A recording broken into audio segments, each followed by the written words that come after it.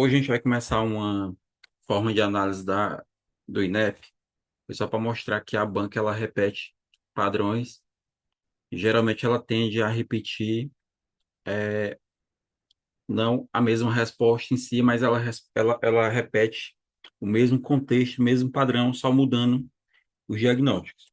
Então, isso aí, assim, tô falando de como concurseiro mesmo,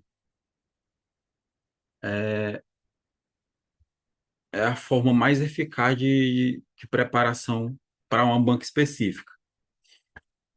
E aí, eu trouxe aqui para vocês, a gente vai naquele mesmo padrão de vendo como é que ela elaborou a questão em cima, a gente vai começar a fazer as revisões, porque como só falta um pouco mais de 50 dias para a prova, a gente tem que revisar mesmo aquilo que a gente já tenha visto.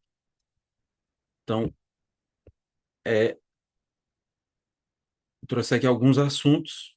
Então, aqui, esse primeiro assunto aqui, ele é de sigilo na adolescência. Esse aqui a banca já cobrou mais de uma vez, então é uma grande chance dela cobrar novamente. A gente tem que ver a autonomia do adolescente na consulta médica. Então, esse caso aqui, eu peguei de 2025, era um adolescente de 15 anos, que queria orientações sobre anticoncepção e porque queria iniciar a vida sexual. Aqui a gente vai usar o protocolo da SBP, porque geralmente é o que a banca usa para fazer as questões. E aí, aqui pergunta, caso a avó e a mãe queiram saber sobre informações da consulta, o que que o médico deve fazer? E essa outra questão aqui, observe aí que é basicamente o mesmo padrão de questão, adolescente de 15 anos, querendo programar uma cesariana eletiva, a mãe querendo uma cesariana eletiva, mas a adolescente queria o desejo de fazer o parto normal. Então, o INEP ele só vai mudar a história. Então, você não tem que focar somente nos exemplos específicos, porque ela vai mudar a historinha, e aí o que a gente tem que saber em relação à autonomia é porque no adolescente, isso a gente considera adolescente a partir de 14 anos, porque a partir de 14 anos a gente considera ele como vulnerável. Então, para a gente levar para a prova, para acertar esse tipo de questão, vocês vão ver se tem indicação de quebrar ou não, porque o sigilo ele vai ser a regra e a quebra vai ser a exceção. Então, geralmente, a gente só vai quebrar o sigilo se tiver história de violência, geralmente alguém da família, padastro, uso escalonado de drogas. Então, não vai ser só aquela experimentação, porque se for só experimentar, a banca ela pode dizer assim, a adolescente ela experimentou álcool, experimentou maconha, experimentou qualquer outra droga sem dependência, aí nesse caso a gente não quebra. Então, eles vão botar uso de drogas para induzir a gente a quebrar o sigilo, mas se for um uso ocasional, não quebra. Para quebrar, tem que ser a dependência mesmo, o uso cada vez maior da droga, e ela vai cada vez mais ficando dependente da droga. Se for só um uso ocasional, a gente não quebra o sigilo. Outro caso, além da violência, lembrar que qualquer autoagressão, que na verdade é um tipo de violência, mas é uma violência da própria pessoa, se tem risco para ela, a gente deve quebrar o sigilo, assim como questão de ideação suicida. Se tiver grávida ou tiver sofrido abortamento, também tem que quebrar o sigilo. Isso aqui muitas vezes gera muita dúvida, mas gravidez, porque como tem que ter um acompanhamento pré-natal, tem risco para a própria gestante por conta da idade, aí tem que quebrar o sigilo e programar, repassar a informação para os pais. HIV positivo, porque tem que fazer contato do, do parceiro, da parceira, porque tem o risco de terceiros. Então, isso aqui é um motivo para quebrar sigilo. Aquela que não está aderindo ao tratamento, de algum tratamento de alguma doença específica, que tenha risco para ela, ou alguma doença grave, principalmente doença psiquiátrica, mas pode ser qualquer doença grave. Já teve questão que ela colocou uma doença, a paciente estava com quadro de sonolência, gravidade, ou seja, uma doença grave também, ela entra como quebra de exceção, de quebra de sigilo. Agora, o mais comum de perguntar em prova é sobre anticoncepção, isso aqui não quebra de sigilo, nem alguma IST que ela venha a ter, diferentemente de HIV, que apesar de o HIV ser uma doença sexualmente transmissível, mas as outras ISTs a gente vai manter o sigilo. Pergunta sobre início de sexualidade, início de relação sexual, ou a própria orientação sexual, ou identidade de gênero, a gente mantém. E a experimentação de drogas também mantém. Então, nessa questão aqui, ela queria saber sobre anticoncepção. Se a gente for olhar aqui, anticoncepção, ela entra como manutenção de sigilo, por isso que nesse caso aqui, a gente vai manter o sigilo e evitar repassar informações, porque não tem nenhum risco a mais para adolescente. Nesse outro caso aqui, ela tinha 15 anos e ela queria fazer o parto vaginal. Como ela tem autonomia, ela tem discernimento, palavra-chave é discernimento. Se ela tem discernimento, a gente vai fazer o atendimento à adolescente e falar sobre a autonomia dela, que ela tem direito, então tem que respeitar a decisão da via de parto dela. Então, nesse caso aqui, como não tem risco para ela, se a gente for olhar aqui, tá dentro de não ter risco, a gente mantém o sigilo. Aqui, outra questão, aqui só comparando aquela mesma questão com essa outra que caiu em 2026. É, aí veja como já foge do padrão. Ó. Tem um adolescente de 17 anos, está sonolento, está com humor deprimido, perda de interesse, teve tentativa de suicídio. Se a gente for olhar aqui, ideação suicida, ela entra como quebra de sigilo, que é exceção. Então, nesse caso aqui, a gente tem que quebrar o sigilo é, e avaliar a gravidade, a real gravidade do caso, observando ou não a indicação ou não de internação. Então, nesse caso aqui, muito provavelmente vai precisar de hospitalização. A gente lembra que daquelas indicações de internação tem que ter uma boa base familiar, porque se tiver uma boa base familiar, tiver como fazer acompanhamento no CAPS, a gente poderia pensar na possibilidade de fazer ambulatorial e fazer a vigilância domiciliar. Por isso que a banca colocou essas duas opções: domiciliar ou avaliar a necessidade de hospitalização. Mas a grande questão aqui é sobre quebra de sigilo, como tem risco para adolescente. Nesse caso, a gente vai quebrar o sigilo. Só manteria o sigilo se não tivesse risco ou se entrasse nessas outras aqui mais comum de prova. A banca já fez outras questões assim. Eu estou trazendo assim só mais os exemplos, mas o objetivo principal agora é a gente fazer essa revisão ativa, porque como o nosso tempo é curto, a gente tem que focar naquilo que já se repetiu mais de uma vez e ver essa formulação padrão da banca de só alterar a historinha, mas sempre atentando para um caso ou para outro, para você quebrar ou não quebrar.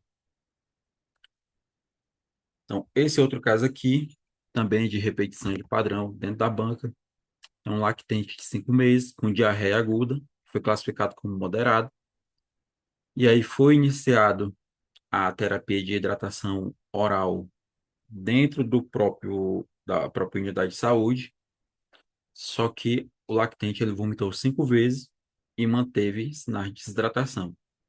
Esse outro caso aqui era um lactente de 8 meses, ou seja, só mudam a idade. Ó.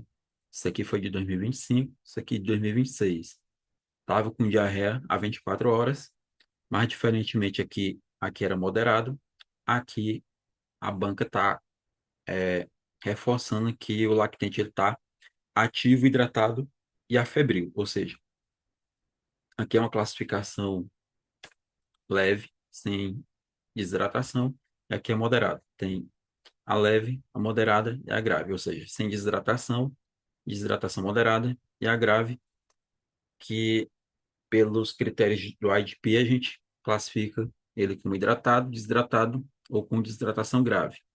Aí geralmente a gente tem que olhar para as palavras mais chave para a gente classificar, porque se tiver ativo, hidratado em bom estado geral, é A, o que a gente vai fazer é soro de hidratação oral e manter a alimentação, dar líquidos e manter aleitamento.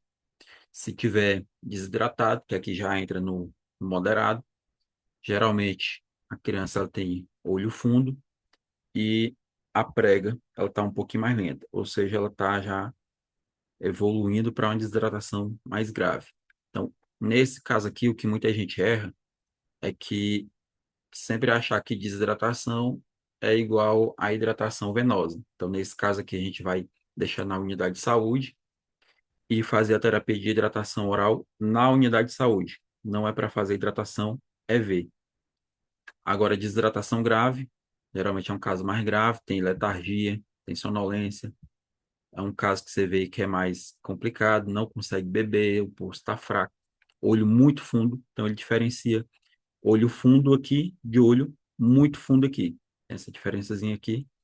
Aqui o tempo de enchimento ele já está mais identificado, ou seja, aqui é um paciente que está evoluindo para o choque. Aí, nesse caso aqui, a gente faz EV e manda para o hospital e avalia se está com choque ou não, porque se tiver choque tem que ir para a UTI. Além de ir para o hospital, tem que ir para a UTI.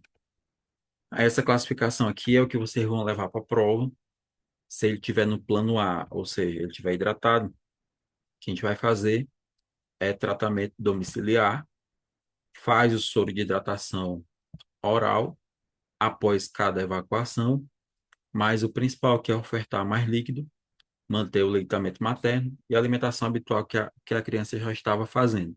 E aí tem essa recomendação de fazer zinco oral por 10 dias, tem essa variação de 10 a 14 dias, mas geralmente a gente usa por 10 dias. Ou seja, no A é domicílio e o soro de hidratação ele só vai ser feito se tiver a persistência da diarreia.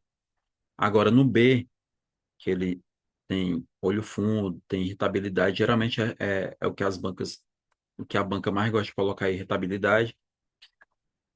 Aqui a gente vai fazer o soro na unidade de saúde. Pode ser no postinho de saúde ou fazer no pronto-socorro mesmo, mas tem que ser na unidade de saúde.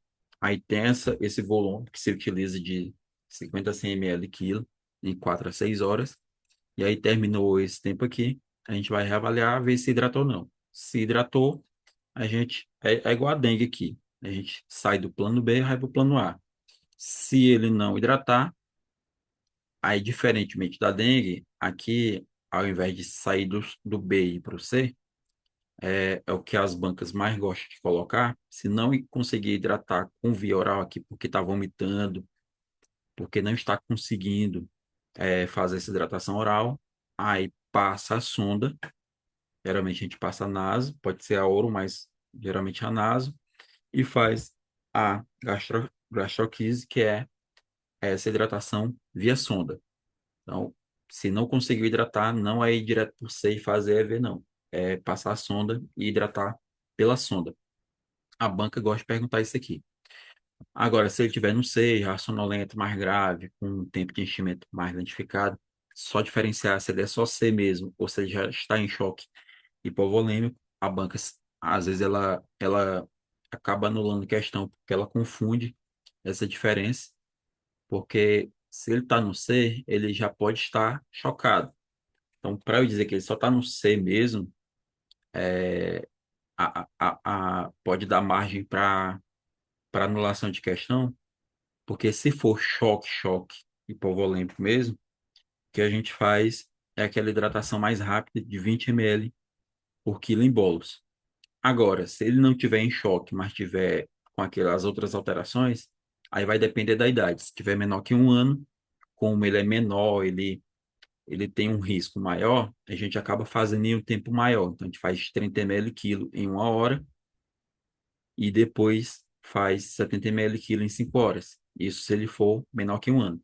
Se ele for maior que 1 ano, aí vocês observam aqui que como ele tem ele aguenta mais fluido por já ter uma idade maior, a gente consegue fazer em um tempo menor. Aqui a gente faz 30 ml quilo em 30 minutos e depois de manutenção faz a mesma, aqui é tudo a mesma, ó, 30, 30, 70, 70. A diferença é que essa primeira fase eu faço em 1 hora, aqui eu faço em meia hora.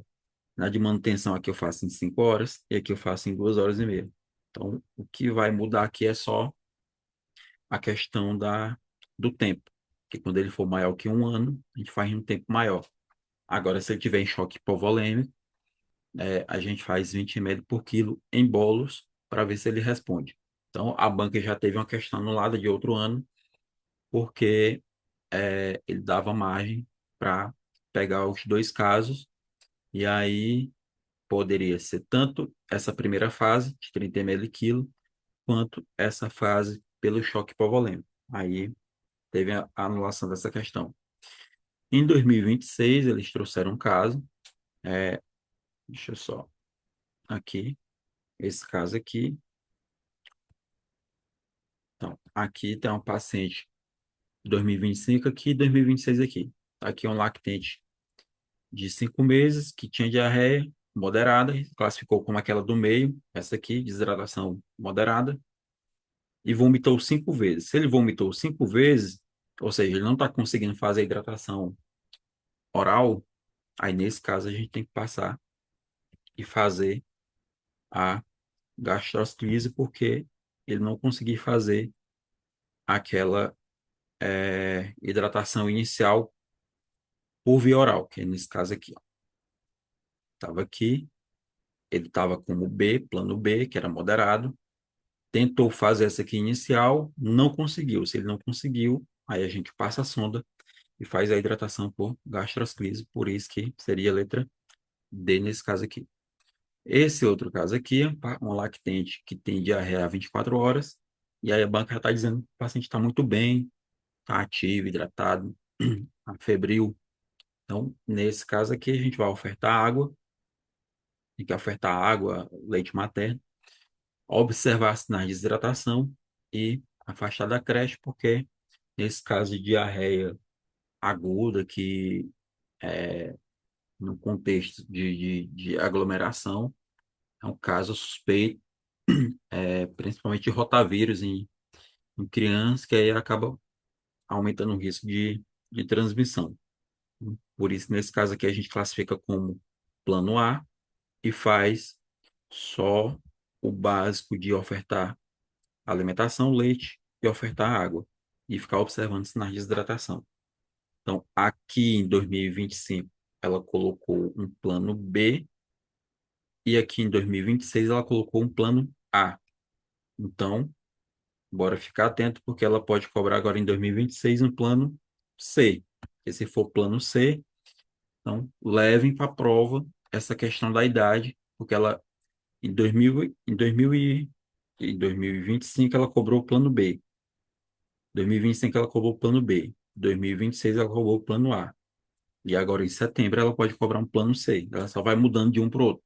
Aí levem essa questão do ano, porque a idade ela vai mudar a questão da infusão. E ficar atento que se for choque hipovolêmico, a dose ela muda para 20 ml quilo em bolos e aí depois faz a de manutenção. Tira ele do choque hipovolêmico e só joga, entre aspas, o plano C para fazer essa de ataque e depois a de manutenção. Esse outro caso aqui, que repetiu de 2025 em 2026, observe aqui que é o mesmo, só muda o caso. Ó. Nesse caso aqui de 2026, ele colocou aumento no número de casos de dengue. E nessa de 2025, ele botou aumento do número de casos de sífilis em gestante. Ou seja, eles vão mudar a forma de perguntar, mas o, o conceito é o mesmo. Então, esse caso aqui, ele entra dentro de critérios do SUS que a gente utiliza, que é de fazer a avaliação na comunidade. Ações que a gente vai fazer na comunidade para a gente conseguir fazer intervenções que ajudem a comunidade como um todo. Então, nesse caso aqui de dengue, que aumenta o número de casos na área, ele perguntou a ação com maior impacto para controlar a ocorrência da doença. Estava aumentando muitos casos de dengue, porque os moradores tinham lá o risco, tinha catador lá de reciclável, não tinha abastecimento individual de água. Está dizendo que a comunidade tinha um risco maior pela exposição maior. Então, toda vez que vocês pegarem um caso assim, vocês têm que procurar alternativa que fale de princípios do SUS. Um dos princípios do SUS é participação da comunidade, porque se a comunidade está sendo exposta, da lei lá que a gente vê, que é a 8142, que é a participação da comunidade, tudo que tiver participação da comunidade, integração, que tiver ações conjuntas, ações integrativas, pactuadas, ações de forma que todo mundo participe, e geralmente vai ser a resposta. Então, nesse caso aqui, a ação com maior impacto é aquela que ninguém resolve sozinho. Se vocês virem uma alternativa que alguém está resolvendo em conjunto, conversando, dialogando, está todo mundo tentando resolver em conjunto em forma de diálogo, participação da comunidade, geralmente vai ser a resposta. Então, nesse caso aqui, seria participação da comunidade. Ó. Veja que a palavra-chave está aqui, ó, participação da comunidade e ação de vários setores, ou seja, intersetorial, ou seja, ninguém resolve só. Por isso que fazer o manejo ambiental dos criadouros e participação da comunidade seria mais importante aqui, que é o que a gente vê aqui. Tinha um problema, que era água vulnerável, a área que era vulnerável, cheia de um risco grande e água parada. Então, se tem problema, a gente tem que ver solução, que a Lei 8080 ela veio para trazer solução. Aí a solução é participação da comunidade, que ela colocou a Lei 8142 para isso aí. Junto com a ação intersetorial, o diálogo, conversa, tiver essas palavras-chave, pactuação entre setores, geralmente é a resposta correta. Nesse outro caso aqui, que era o aumento de casos de sífilis, ó, veja que é o mesmo padrãozinho, ó, aumento de casos de sífilis, aumento de casos de dengue. Estratégia para qualificar a translação dos casos, cuidado coletivo. Aqui era cuidado coletivo, cuidado coletivo. Então, nesse caso aqui, nada de restrito, ó, restrito, essas palavrinhas que elas limitam, vocês vão tirando logo. Caso que limita, tira.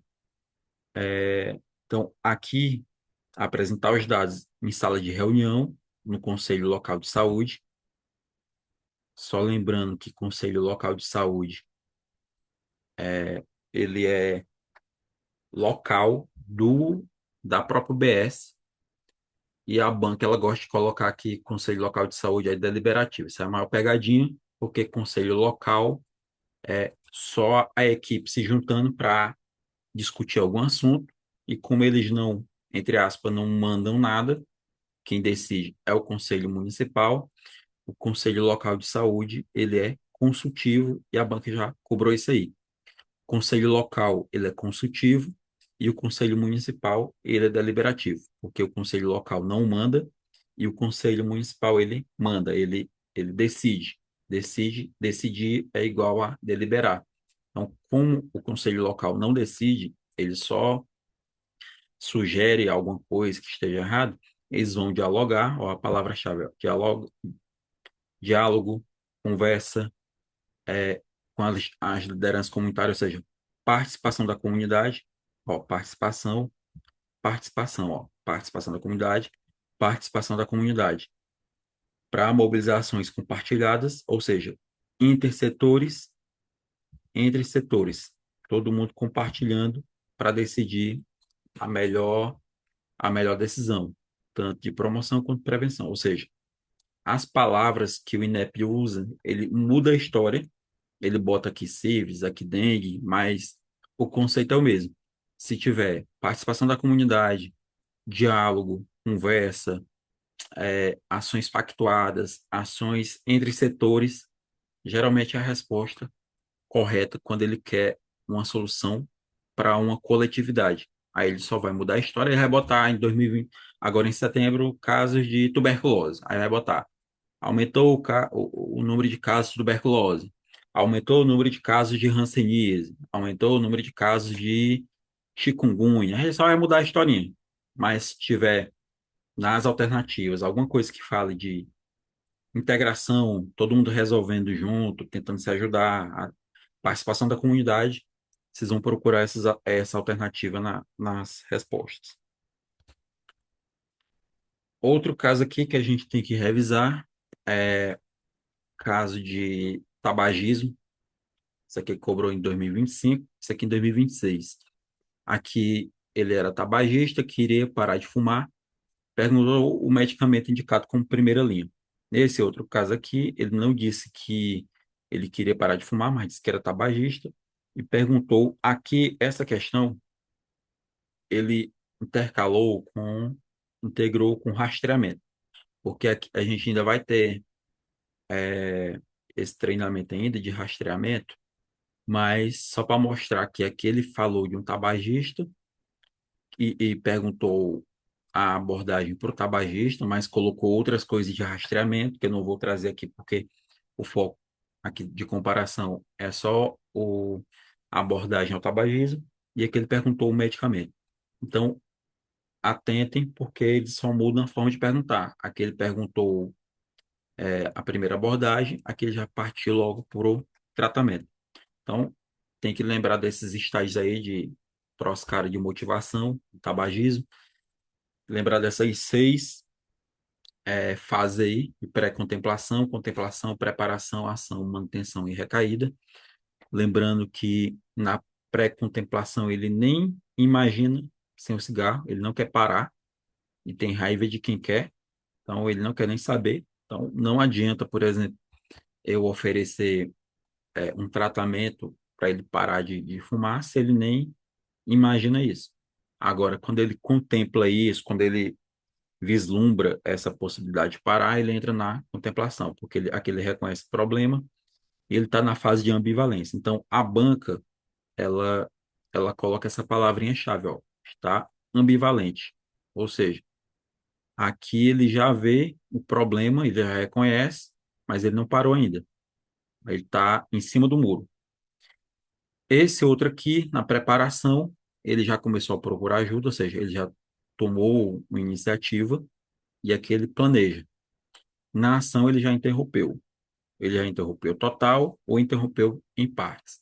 Então, muitas vezes a banca acaba complicando porque ela não dá tantas informações para a gente conseguir separar. A manutenção, ele interrompeu aqui na ação e está mantendo a abstinência ao cigarro, e eles adicionaram isso aqui recentemente, a recaída, porque ele volta a fumar. Então, se cair questão, ele pode perguntar qual o estágio de motivação que o paciente está. E em relação ao tratamento, a gente vai usar o teste Frageston e o grau de motivação, porque no Frageston, se ele tiver maior ou igual a 5, a gente vai lembrar, aqui a gente vai lembrar da, da mão da gente, que tem 5 dedos, a resposta vai estar na palma da nossa mão, tem cinco coisas, 5 dedos. Frágeis tomar maior ou igual a 5, mais de 5 cigarros por dia. Quando ele acorda 5 horas da manhã, ele fuma 1 hora depois, ele tem vontade de fumar o primeiro cigarro 1 hora após acordar, só para lembrar dos 5. Sintomas de abstinência ou quando a terapia comportamental não deu certo. Então, nesses casos aqui, que seria a indicação de fazer farmacoterapia. Só que a gente só vai fazer a farmacoterapia se ele tiver preparado para parar de fumar, porque se ele não está preparado, não tem como a gente oferecer nada. A gente sempre oferece a terapia médico comportamental, a terapia cognitivo, comportamental, comportamental e, e se tiver alguma dessas aqui, a gente inicia o tratamento do tabagismo. Primeira linha, eles perguntam, que é a terapia de reposição da nicotina com adesivo, goma e partilha, bupropiona e vareniclina, que isso aqui não tem no SUS, porque é muito caro. Então, em prova, geralmente, vai ser a resposta bupropiona, que é a mais barata e a mais disponível. Só que tem que atentar que se tiver histórico de convulsão, epilepsia, TCE, alguma coisa que tenha comprometimento neurológico, a gente não pode fazer a bupropiona. Aí a gente ficaria só na terapia de reposição de nicotina, seria mais local, ou goma, partilha ou adesivo. E atentar que nenhum desses aqui, tudo que tiver nicotina pode fazer vasoconstricção. Então, se tiver IAM muito recente, ou angina instável, qualquer alteração cardíaca de vasoconstricção, não pode usar a nicotina. Se tiver, isso aqui seria a primeira linha, geralmente a gente usa isso aqui porque é mais barato. A, a medicação a gente só usaria no caso além da terapia de reposição. Então, para a prova, geralmente, se tiver só fissura e não preencher isso aqui, a gente vai fazer só, se tiver só fissura só e não preencher isso aqui, a gente faz a terapia de reposição de nicotina. Agora, se ele já tiver um frágito alto, maior ou igual a 5, tiver usando, por exemplo, um maço de cigarro, tem 20 cigarros, ou ele está fumando muito cedo, aí a gente já partiria logo para medicação. Essas são as de primeira linha. As de segunda linha, eles também perguntam, que é a nortriptilina e a clonidina. Isso aqui é só quando a gente não conseguir fazer a de primeira linha. Então, nesse caso aqui, paciente que queria ajuda para parar de fumar e perguntou o medicamento de primeira linha, tem que lembrar da bupropiona. Como não tem vareniclina aqui, a gente usa a bupropiona. Qualquer um desses outros aqui não entra nem no de segunda linha. E esse outro caso aqui, ele diz que fuma dois maços, ou seja, 40 cigarros por dia, e pergunta qual seria a conduta. Aqui é mais para rastreamento, mas que a gente vai fazer essa abordagem para saber da possibilidade de cessação do tabagismo dele. Essa outra parte de rastreamento a gente vai ver posteriormente. Outro caso aqui de uma primípara, que diz que aí sempre que tiver essa primípara ou gestante, puérpera, geralmente é puérpera ou primípara, que está em pós-parto e está com um quadro depressivo, a gente sempre tem que olhar o tempo, se é menos ou mais de 2 semanas. Então, nesse caso aqui tem 8 semanas, nesse caso aqui tem 10 dias, menos de 2 semanas. Ela está com um quadro depressivo, está chorosa, sem vontade de fazer atividade rotineira, diz que não consegue cuidar do bebê. Nessa que ela diz que também não consegue cuidar do bebê, diz que não é uma boa mãe, está com sintomas de depressão. Só que aqui tem 10 dias e aqui tem 8 semanas. Então, quando a gente pega a casa assim, a gente vai fazer a diferenciação entre baby blues e depressão pós-parto. Então, sempre atentar pelo tempo. Se for até 2 semanas, tem que pensar em baby blues. Se for mais que 2 semanas, que é a definição de depressão, aí a gente pensa em depressão pós-parto. Geralmente, baby blues ele começa entre 3 e 5 dias após o parto, e a depressão ele se inicia até 4 semanas, mas durando mais do que 2 semanas. Então, aqui não preenche critério e aqui preenche critério para depressão. Se for baby blues, como é um quadro transitório, geralmente é reversível, a gente vai fazer só apoio e acompanhamento. Agora, se for depressão, que já tá com critério mesmo, com mais de 2 semanas, a gente vai fazer psicoterapia, associado ou não ao inibidor seletivo da recaptação de serotonina. Então, nesse caso aqui, como ela tem 8 semanas, aqui foi uma questão de 2025, 8 semanas, já tem mais de 2 semanas, está persistindo muito tempo. Então, nesse caso aqui, é, tem indicação de fazer antidepressivo e fazer acompanhamento, porque ela preenche critério para depressão e faz acompanhamento junto do postinho. Não teria indicação aqui de internação nesse momento. Só atentar que se tiver critério de depressão, com psicose, com alterações psíquicas, risco maior, aí a gente pensa em internar.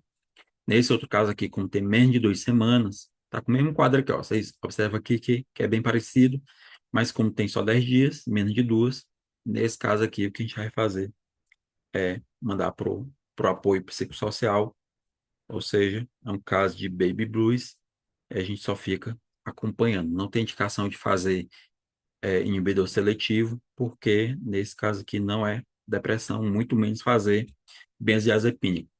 E CAPS também, nesse caso aqui, não teria indicação, porque é transitório. Só apoio aqui.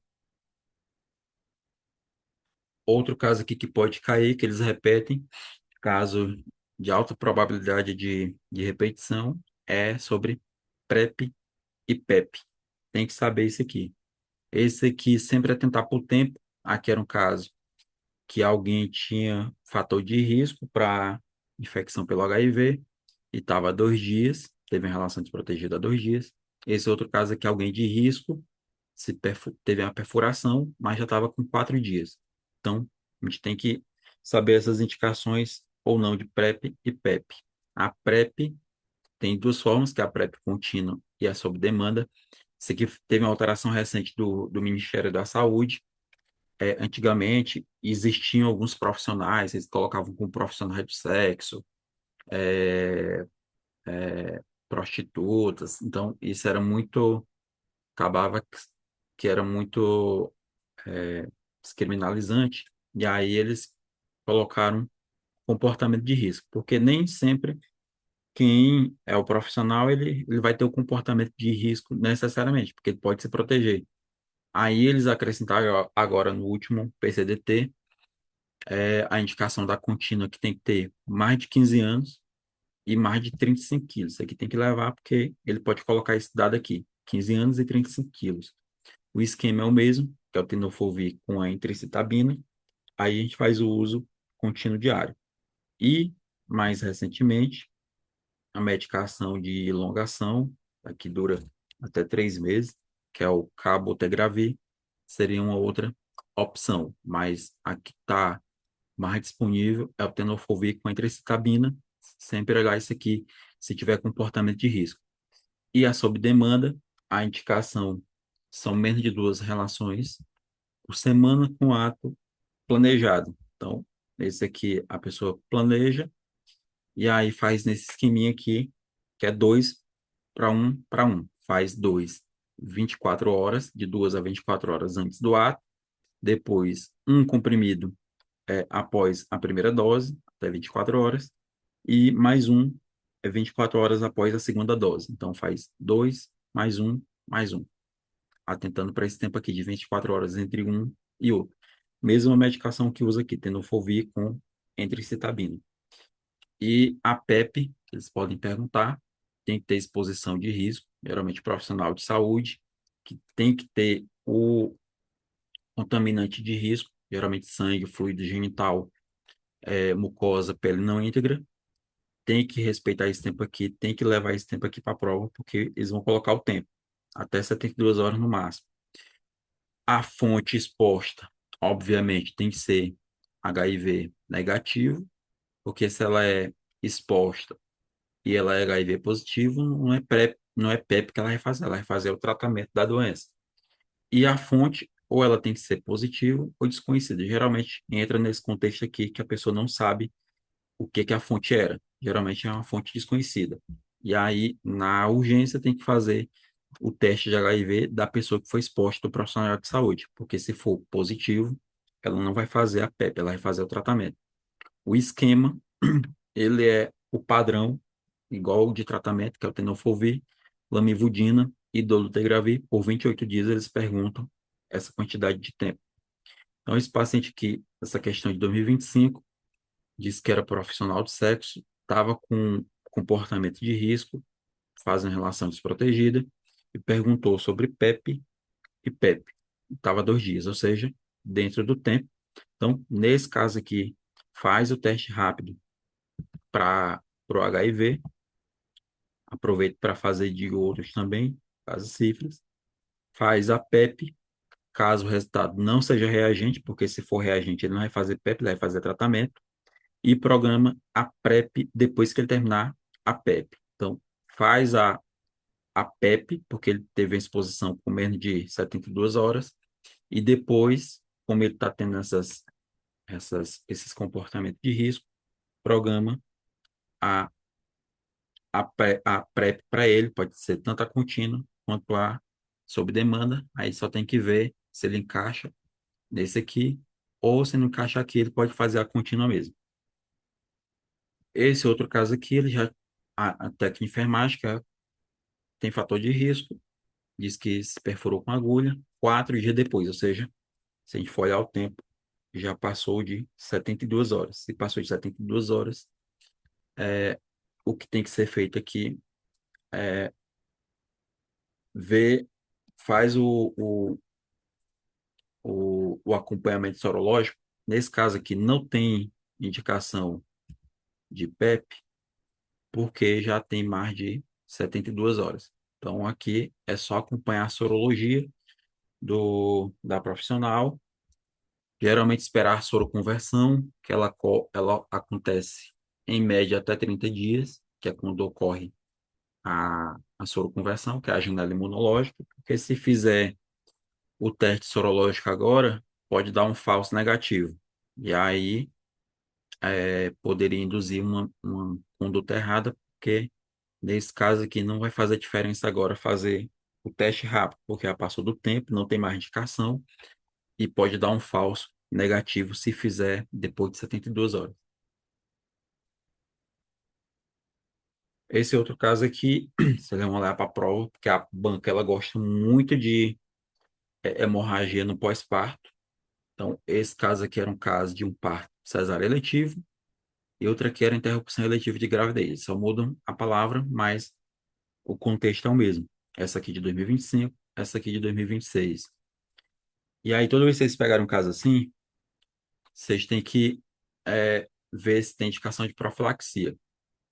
Ver se tem fator de risco. O principal fator de risco é tudo que mexer no útero, mas entra obesidade, se já teve alguma placenta prévia, porque já teve alteração no útero, acretismo placentário, que é uma das complicações da placenta prévia, ou se já teve muito parto vaginal, porque também acaba alterando mais o útero, ou seja, fatores de risco para sangramento. Se tiver algum desses fatores de risco, a gente vai colocar lá na resposta.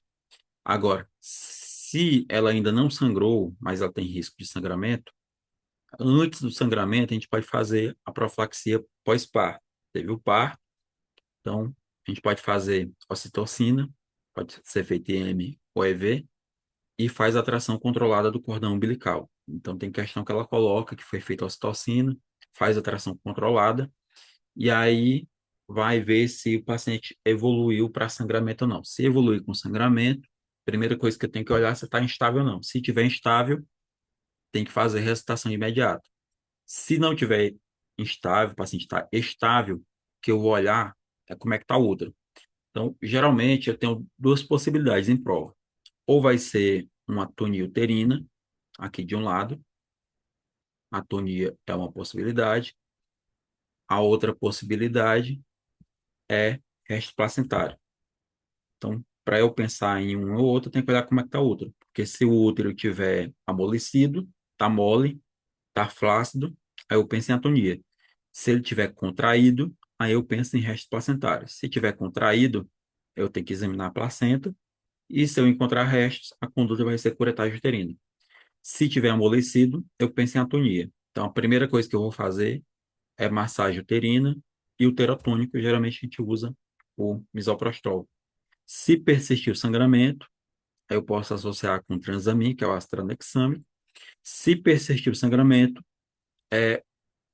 que não resolveu nem massagem, nem o terapêutico, nem o misoprostol, nem o transamin, aí eu posso fazer a sutura do local do sangramento. Existem, existe ainda, pós esse aqui, antes de a esterectomia, que seria a ligadura das artérias hipogástricas. Aí seria entre a sutura de Lynch e a esterectomia. Porque a esterectomia ela sempre vai ser o último local, a última conduta. Então, primeiro faz massagem uterina com uterotônico, se não resolver transamir. Geralmente a banca fica por aqui, porque ela não gosta nem de procedimento cirúrgico e muito menos retirar o útero. Então, sempre olhe como é que está o útero, se ele está amolecido ou se ele está contraído. Então, nesse caso aqui, era um caso que não tinha ainda feito o parto, perguntou um fator de risco para hemorragia, tem que lembrar do IMC acima de 35, por isso nesse caso aqui era a letra A, IMC acima de, deixa eu só mudar aqui, seria IMC, IMC acima de 35, porque ele colocou idade, é IMC acima de 35, paciente obeso. Esse outro caso aqui era pós-parto eletivo, paciente evoluiu com sangramento. Se evoluiu com sangramento, geralmente em prova ou vai ser atonia ou vai ser restos placentários. Como ele está amolecido, aí eu penso em atonia. Lembra aqui, ó. Se ele está amolecido, aí eu penso em atonia. Então, a primeira coisa que eu vou fazer é massagem uterina com uterotônico, se não resolver persistir o sangramento, transaminha a transação. Então, nesse caso aqui, tinha um sangramento, fez o acesso, olhou o hemograma, tipagem e reserva de componentes, perguntou qual seria a próxima conduta. Então, o que a gente vai fazer aqui é massagem uterina com uterotônico, que é essa primeira aqui, massagem uterina com uterotônico. Essa outra questão aqui foi anterior, o paciente estava na maternidade em trabalho de parto, e aí, após a saída do recém-nascido, foi feito a ocitocina intramuscular, como prevenção de sangramento. Fez a tração controlada do cordão, que isso aqui é outra profilaxia do sangramento. Então, geralmente, ocitocina com atração controlada do cordão, porque aqui ele entra na profilaxia. Faz ocitocina com atração controlada do cordão. Se evoluir para sangramento, no caso, ela evoluiu com sangramento, aqui, que essa questão aqui ela vai no fluxograma todinho. Evoluiu com sangramento, estava taquicárdica e hipotensa, ele pediu ocitocina endovenosa. Então, ele saiu da ocitocina IM, foi para a endovenosa, pediu hidratação e fez o misoprostol, ou seja, fez o uterotônico. E perguntou qual seria a conduta correta. Aqui, o uso do misoprostol, que é o uterotônico, se justifica porque ele tem ação mais rápida. As outras aqui, elas, elas fogem, porque, ó, olha aqui a B, por exemplo.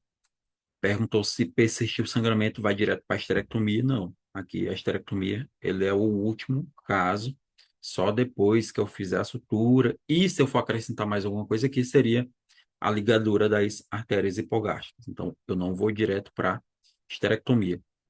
Aqui, a curetagem, ela só entra se eu pensasse em restos placentários.